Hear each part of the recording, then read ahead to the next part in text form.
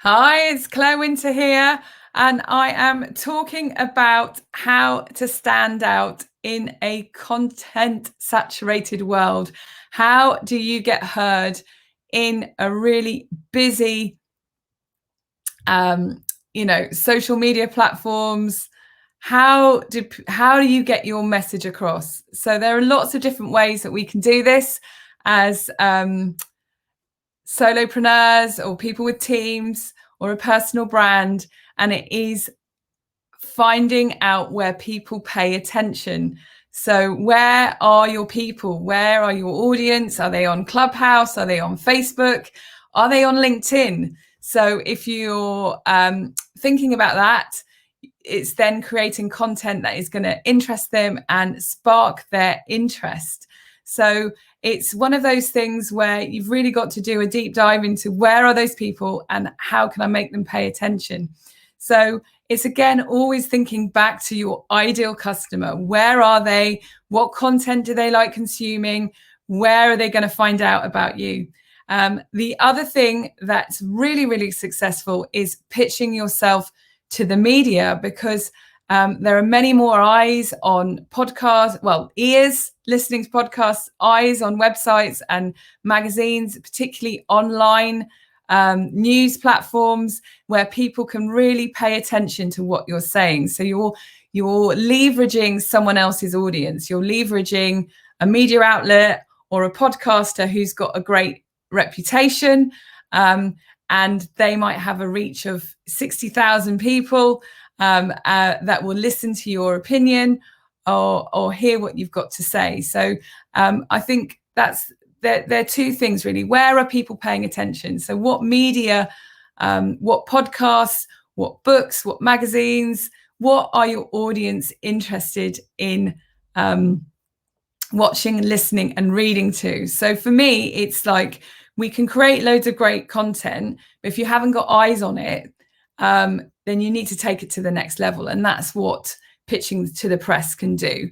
So I think it is being clear about where your audience is, and it changes all the time. Algorithms change all the time, which leads nicely onto my next thing, which is build a tribe.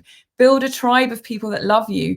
Again, create a Facebook group, or maybe it's Clubhouse. You create a club on Clubhouse, start doing regular rooms and letting your audience know about it. Do a regular live on LinkedIn. If you haven't applied for LinkedIn Live, and you know that most of your audience on LinkedIn, creating videos and going live on LinkedIn is going to improve your reach. So again, it's thinking about how you can build that audience and build a tribe. It might be that it's podcasting. Podcasting has been one of my really successful tactics. I launched one in lockdown, October last year. I'm now in the top 5% of podcasters for my category, and it was named one of the top 20 UK marketing podcasts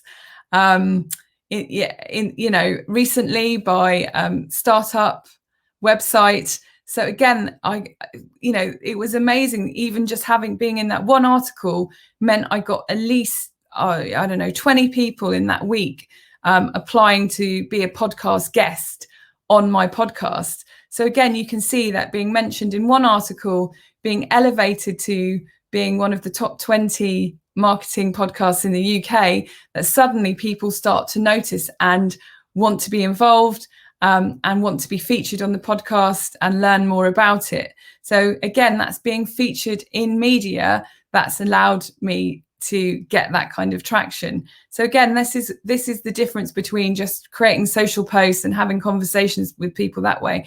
By pitching to the media and being featured by other influential people in your space is going to allow you to be seen as an expert at what you do. So I have actually got a webinar coming up on Wednesday. So that's June the 23rd at 8 p.m. I'll pop a link in the comments after this live.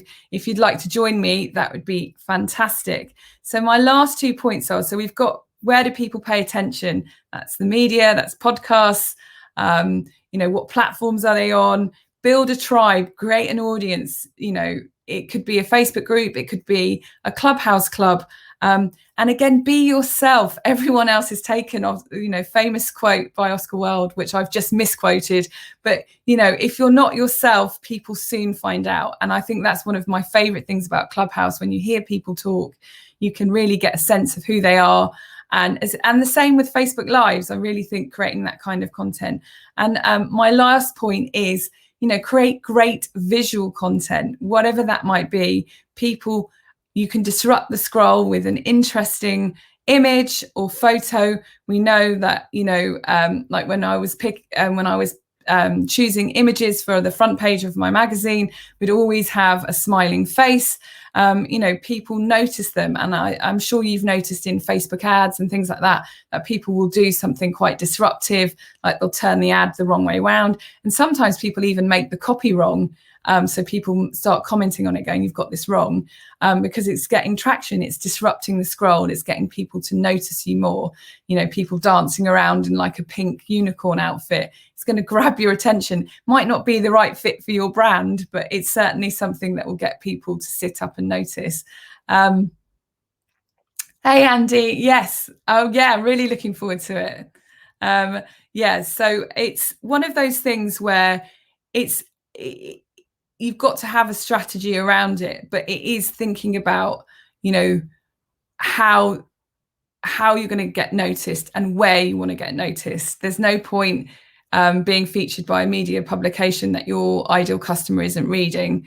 Although it will elevate you as an expert, you can have those badges of trust on your logo, on your website and on your social media banners, which says, featured in Forbes or featured in the Daily Mirror or whatever it is, wherever you're choosing where that publication is. So do come and join me at my webinar, June the 23rd, 8 p.m.